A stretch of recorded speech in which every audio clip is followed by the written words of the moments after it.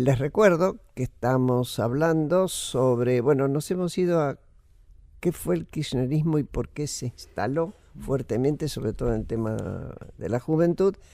La idea es preguntar qué es hoy, en cuanto podamos, y cómo lo imaginan en el futuro actuando políticamente. Para eso están con nosotros Martín Rodríguez y Vicente Palermo, casi te digo Tito. Me parece muy bien, no hay problema, Bueno, todo el mundo me llama Tito. sí, dale, Tito. No, yo, digamos, la verdad es que hay muchos puntos en común, hay sintonía con Martín, lo digo, afortunadamente lo digo con mucha franqueza. Hay acentos diferentes, por suerte también. Yo diría dos cosas. Primero que me parece que es el tema de la nostalgia por un tiempo heroico. Creo que Uh-huh. el problema, digamos, yo no sé de números, cuánto de una generación, digamos, que podría ser hija de la nuestra, o sea que vos podrías formar parte de ella claramente, y otros, los números no los sé, pero lo veo, y lo veo incluso, digamos, esa nostalgia por un tiempo heroico me parece que es mayor en los que menos, es decir, no se la veo a Mario, por ejemplo, no a Horacio González, porque Mario y Horacio González La vivieron. lo vivieron, y sí se la veo a una cantidad de gente que no lo vivió y que me consta, o gente que escucha, que militó conmigo. Yo milité años en el peronismo juvenil, pero nunca estuve en la tendencia, nunca agarré los fierros y tenía una posición determinada en relación a eso. Pero no me inventé un pasado, digamos. Si entras en la Wikipedia, vas a ver que perteneció al encuadramiento de la juventud peronista, que busquen encuadramiento de la juventud peronista. Yo no tengo. Pero hay gente que se inventó un pasado. Amigos míos que se inventaron un pasado, ¿no? Y vos, lógicamente, tenés que, no podés hacer nombres, pero yo lo veo. Se fueron inventando, sin darse cuenta, se inventaron un pasado, sin mentir, ¿no? O gente que, bueno, que descubrió con esta convocatoria, esta interpelación tan fuerte y tan eficaz, descubrió que podía reconstruirse una identidad la había dejado pasar, digamos, al bondi de la historia la había dejado pasar, pero ahora se podía subir de nuevo. Y me parece que en muchos chicos está esa nostalgia de un tiempo heroico que no es que quieran. Eso me lleva al otro, el tema de la violencia y el voluntarismo. O sea, yo no estoy pensando de ninguna. Es decir, a mí lo que me preocupa, personalmente me preocupa, porque creo que tiene que ver con la forma en que uno se posiciona políticamente, o que construye o hace política, me preocupa una evaluación o una valoración que yo no comparto de la violencia. Bueno, lo tengo que decir. Y del voluntarismo. El voluntarismo no me parece que tenga para nada que ver con la violencia, tiene que ver con otras cosas, tiene que ver con, digamos, me parece, creer que se puede construir, digamos, una clase empresaria propia desde el Estado, o identificar, bueno, que entre la política y la corrupción no hay así, son más o menos lo mismo, digamos. Política es corrupción y corrupción es política. Digo, bueno, yo me pongo en esa porque no es porque yo sea especialmente corrupto, sino porque la política es así, digamos. Y bueno, y si es así, la hago así digamos. Entonces, me parece que hay inclusive ejercicios que son más simbólicos que otra cosa de voluntarismo, digamos, en toda carta abierta, en todos esos muchos. Pero me parece que eso te define una pauta de política, te define hasta un regreso a la estética de la política que se había perdido en los 70. La violencia nunca fue más terrible que cuando fue totalmente instrumental, pragmática, funcional, que fue en los 70. La violencia de los 60 era la violencia de Tacuara, digamos, era la violencia del operativo, de la operación Cóndor, de ir a Malvinas. Era una violencia más estética, más simbólica, digamos.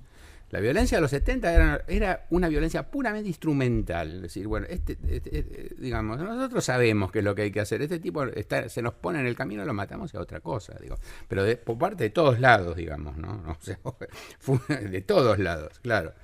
Y nunca fue más terrible que eso. Ahora, digamos, se recupera simbólicamente con una estética determinada, una estética hasta literaria, ¿no? Entonces, esas cosas a mí yo agregaría esto, que hay un discurso que se agregó y que está sobre todo en la boca de gente que simbólicamente a todo derecho representa lo que fue la resistencia en la dictadura, ¿no?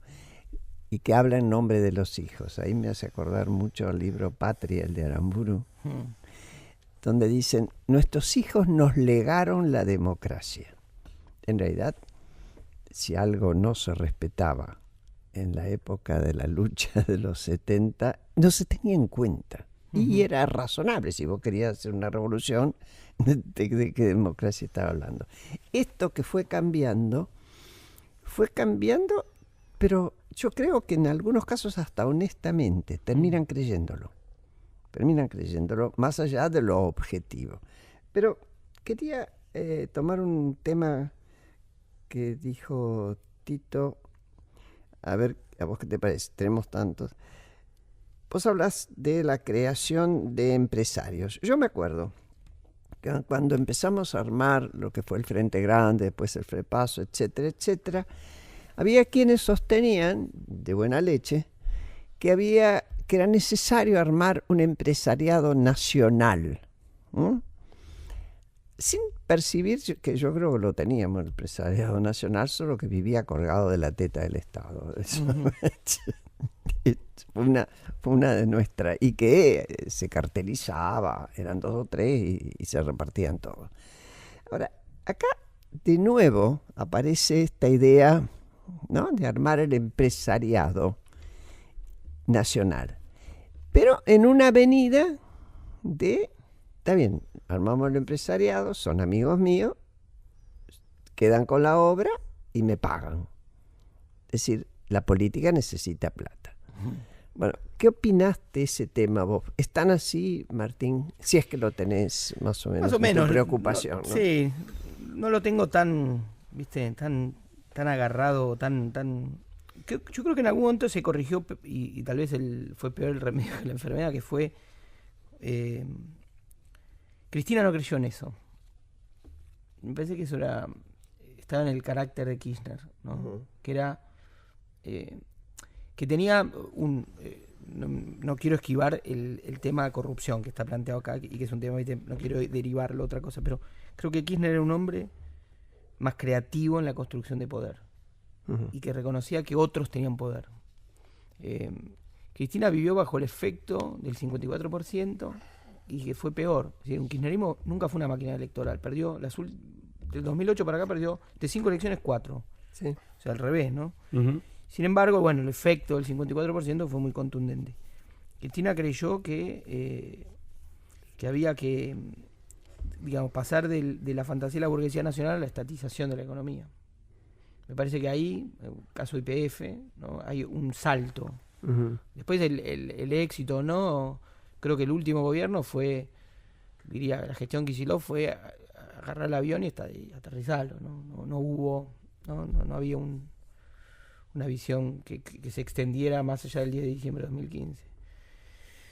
Y Kirchner, tal vez el legado es muy crudo.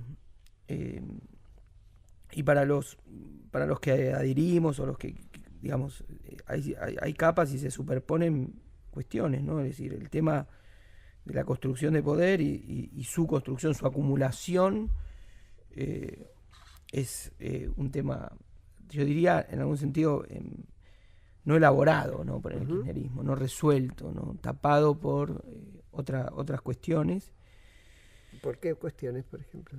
Por otros aspectos de lo que significó el kirchnerismo, por otra, ¿no? Es decir, hubo, entre otras cosas, creo que el mundo progresista y la economía no son mundos, ¿no? Es decir, la idea de gestión. Sin embargo, Kirchner era un fiscalista, ¿no? Es decir, un tipo que cuidaba más la macro, ¿no? que después Cristina. Pero me parece que bueno, que esa cuestión quedó ahí como un agujero negro, ya que hablaban de eso, en el centro. Creo que Cristina intentó de algún modo repararlo en el camino, con la imposibilidad que significaba reparar algo que no podía ser enunciado, porque de algún modo que Cristina entendió lo que era toda esa mesa de poder que significaba Kirchner, creo yo, la terminó de entender, no porque le faltaran luces para entenderla, sino tal vez por la complementariedad con la que tenían, dijo, esto también. Y ahí creo que cometió, si uno quisiera, es difícil de decir esto, pero cometió, digamos, tuvo una noción más clara de los claroscuros, y a la vez eso explica también su cerrazón ideológica, su apego a algunas figuras y su desapego sobre otras, ¿no? Es decir, los silencios actuales de Cristina, ¿no? Es decir, creo que ahí hay algo que se puede pensar sobre eso. Y básicamente, lo digo rápido, es que en algún sentido, cuando digo que Cristina vivió con los efectos del 54%, es que dejó de reconocer que el kirchnerismo era una coalición, que muchos producían poder, no solo, ¿no? Digo, venía si cualquier intendente de Curuzú, Cuatiá, le decía, acá vengo yo y mis 2.000 votos, le decía, tus 2.000 votos no son tuyos, son míos. Sí. Y creo que generó un momento en donde el kirchnerismo derivó en cristinismo, diríamos así, en la pelea de consorcio kirchnerista, derivó en cristinismo y se rodeó de consumidores de poder. Es decir, que no hoy deberíamos preguntarnos, siguiendo esta línea, ¿dónde está el cristinismo? ¿Y qué va a pasar con él? Más y es una kirchnerismo, ¿no? Sí. Deberíamos sacarla acá y ponerla así. Sí. La ecuación que yo haría es, el acuerdo de estos 12 años fue, el kirchnerismo le construyó al peronismo una estructura de sentimientos. Sí. Y el peronismo le construyó al kirchnerismo una estructura de poder. Bueno, como siempre. Exacto. Eso se quebró. La estructura de sentimientos, o sea, hay algo que sigue estando atado a Cristina. Un cierto sentimiento colectivo, un colectivo, no digo el pueblo argentino, un sector. Y el peronismo está en una situación peor que la del kirchnerismo, ¿no? Está como personajes en busca de un autor, ¿no? Sí, sí. Yo pensaba que así como Perón respetaba al sindicalismo y hizo todo lo que tuvo que hacer para que se unificara, no sé si los amaba, no era un tema de sentimientos. Con Bandor no tuvo ningún cariño especial y qué sé yo qué, sí con Rucci al final. Pero, y en ese caso, Kirchner sí le reconocía poder. Sí. Me parece que jamás se hubiera peleado con Pablo Moyano, con Hugo Moyano. Me parece que jamás se hubiera peleado. Sí, el cristinismo, ¿no? Que, bueno, yo la conozco bastante a Cristina porque fui diputada y senadora al mismo tiempo, por lo tanto, pues de haber compartido años un ámbito en común, uno puede ver las formas de actuar de la gente, ¿no? Y ese tema de creer que todo giraba alrededor suyo le viene de lejos. Seguramente por necesidades, pero bueno, eso ya que se lo haga su analista, ¿no? Vos querías preguntar algo. Sí, en realidad, Tito, no sé si querés responder algo respecto de esto. No, solamente, bueno, el caso de Perón es bastante particular porque me parece que hubo un periodo donde Perón descubrió que eso no era tan así, que fue su exilio, una parte de su exilio. ¿Y cómo reaccionó?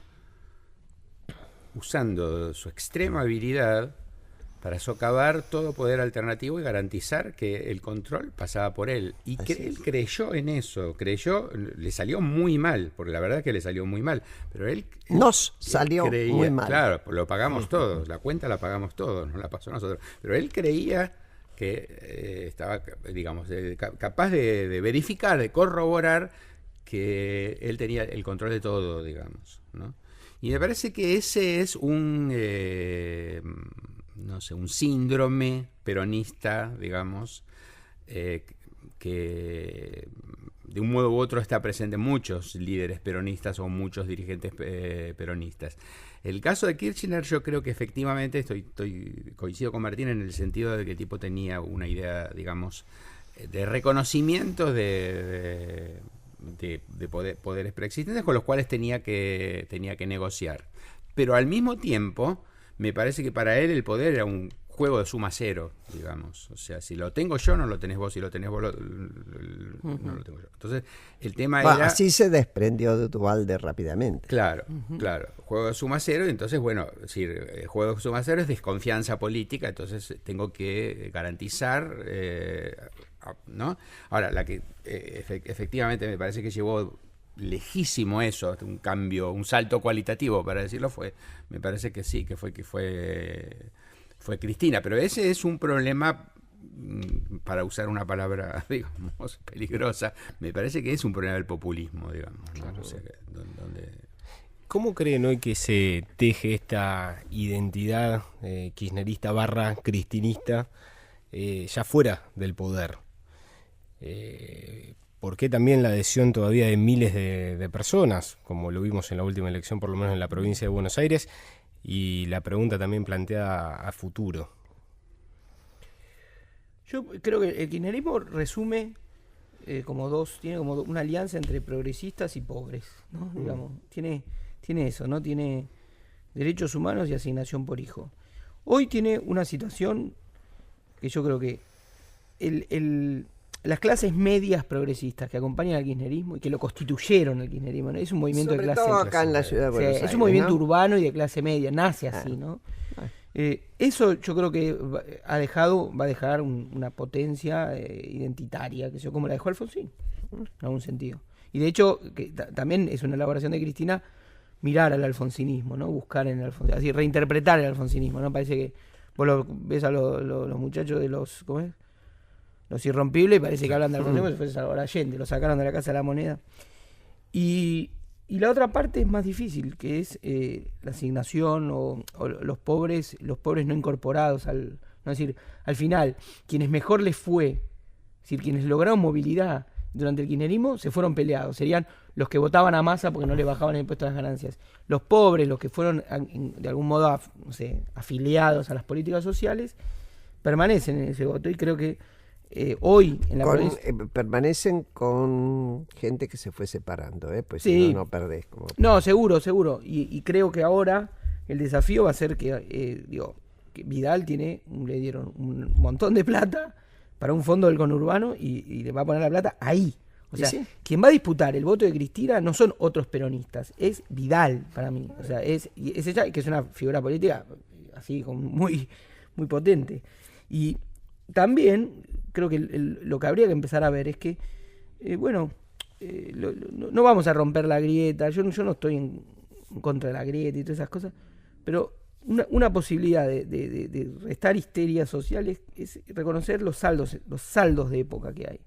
En algún sentido, la política social, no importa, no quiero evaluar su implementación fina, la política social es un saldo de época. Es decir, el gobierno, mi amigo Nathanson lo ha dicho alguna vez y lo han puteado de lo lindo, pero el gobierno actual respetó que había una arquitectura de políticas sociales sin las cuales hoy no hay orden. Más allá de que algunos de la gente que pudiera integrar el gobierno le interesara poco ese tema. Exacto.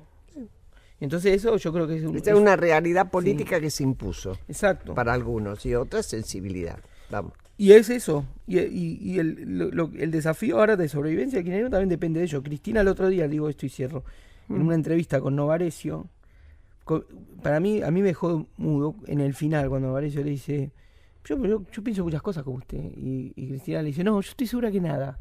Yo digo, perdió todo reflejo político. Porque, ¿qué le podés decir a Novarecio? Es previsible lo que tienen en común, que puede ser, bueno, yo estoy de acuerdo con la asignación por hijos, estoy de acuerdo con el matrimonio igualitario, con los derechos humanos. Se podría haber dicho 3 o 4 cosas con las que hasta casi nadie está en contra, y había un saldo común, ¿no? Y perdió ese reflejo. Pues sabes que muchas veces en mi carrera política, y aún todavía me pasa, que esta me cuesta más entenderla, hay gente que me para en la calle y me dice, yo en muchas cosas no estoy de acuerdo con usted, pero ¿sabe cómo la admiro, por ejemplo? Y a veces, si tengo tiempo, me paro y digo, ¿en qué cosas usted no está de acuerdo? Sí. ¿No? Y generalmente termina diciéndome nada. Claro. Puede ser que sea una familia militar, ¿no? Que me tuvo mucha bronca durante mucho tiempo, con buenas razones, porque hice todo lo posible para que fueran presos los que tenían que ir presos. Vamos. Es decir, las buenas razones personales, qué sé yo, subjetivas. Pero me encuentro con que es una postura a priori.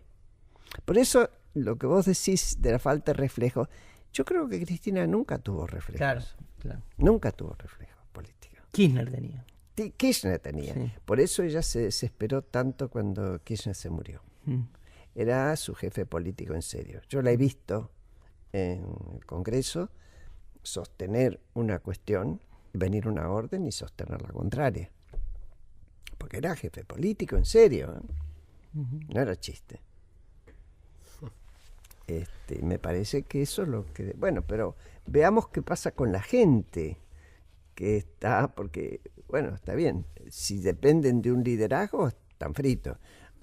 Pero si pueden construir otra cosa, esta es la que me parece que es la pregunta. ¿Qué hace la gente del, como dice Pablo, kirchnerismo / cristinismo?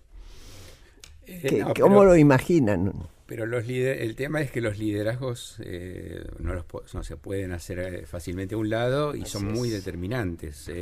Y el ocaso de los liderazgos suele ser penoso, sobre todo cuanto más grandes fueron los líderes. Yo no digo que Cristina haya sido un gigante político, pero indiscutiblemente fue un liderazgo que llegó a la segunda presidencia con el 54% de los votos, etcétera, etcétera, etcétera. Y eso a mí me hace acordar a Churchill, por ejemplo. Los últimos 3 años de Churchill como primer ministro fueron penosos. Porque todo el Partido Conservador quería que Anthony entrara de una buena vez, y Churchill estaba decrépito y no había forma de sacarlo, digamos. Y el tipo estaba empecinado, agarrado. Porque tenía el éxito de la guerra, de haber sido un héroe de guerra.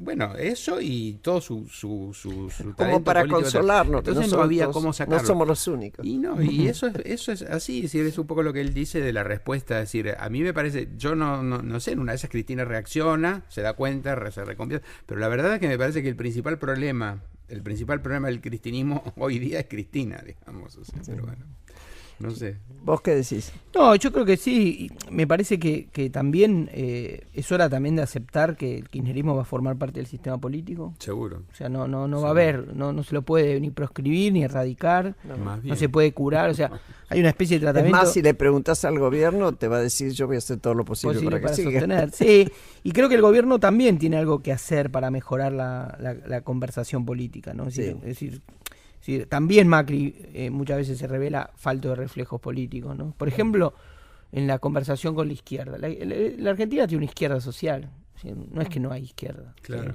¿sí? Puede ser Kirchner. Yo lo que decía en el texto es que, cuando vos decías lo de putos y falóperos, yo decía, en los 90, para mí, se creó en la oposición a Menem un gran frente progresista que juntaba todo, desde excombatiente de Malvinas hasta la marcha del orgullo gay, hasta el reclamo por los desaparecidos, hasta, qué sé yo, las películas de Fabio y la memoria melancólica del mundo de mis abuelos.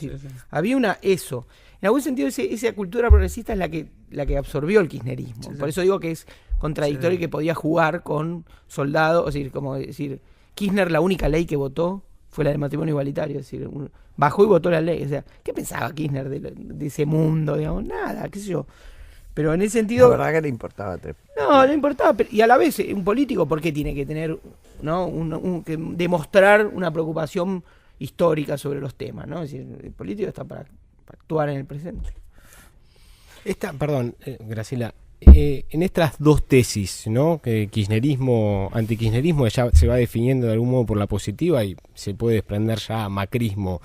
¿Hay alguna posibilidad de síntesis? ¿Vale la pena buscar esa síntesis alrededor de qué?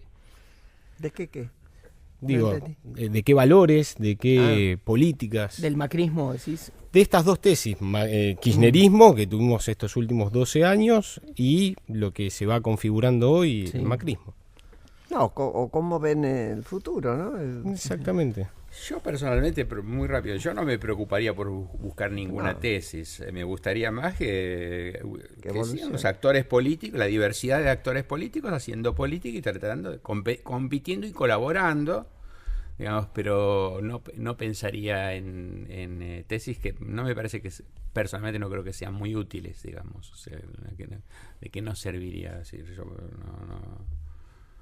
yo prefiero reconocerlo a él como un interlocutor, claro. como un, entre comillas, un adversario, digamos, del mundo político-cultural, un amigo, lo que sea.